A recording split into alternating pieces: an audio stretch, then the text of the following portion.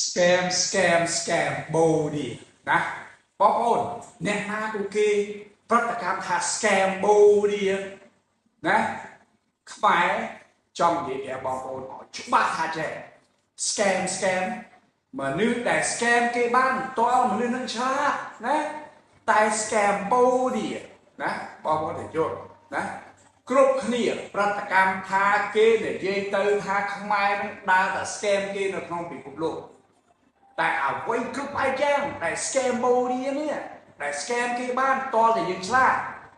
ក៏ប៉ុន្តែខ្មែរណាមិនមែនទៅ scam គេទេដែល scam ខ្មែរទី1ទី2ទៀតបងប្អូនត្រូវយល់ពួកនេះវាចោទមកខ្មែរដោយសារអីដោយសារវាលួចប្លន់ទឹកដីខ្មែរហើយវាបោក scam បូឌីជាមួយមនុស្សដែលប្លន់យើងចោលណាអត្តមែនគុលវាប្លន់យើងហើយវាចោទថាខ្មែរនឹងជាមនុស្សអាក្រក់ទៀតតាមពិតវានឹងហើយណាជាចោល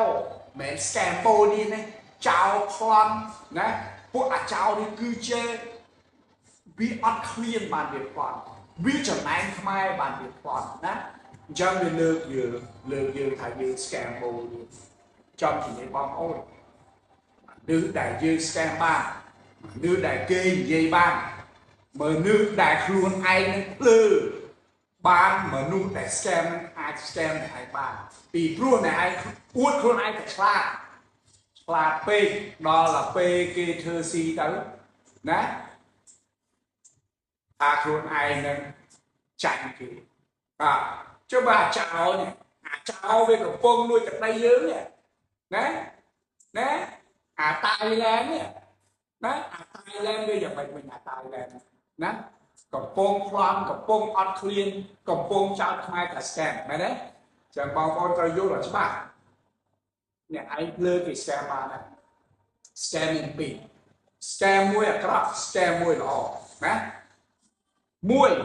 ដែលយើងធ្វើល្អថ្ងៃក្រោយទៅវាបានល្អមកវិញ scam ដូចគ្នាហើយទី2 scam អាក្រក់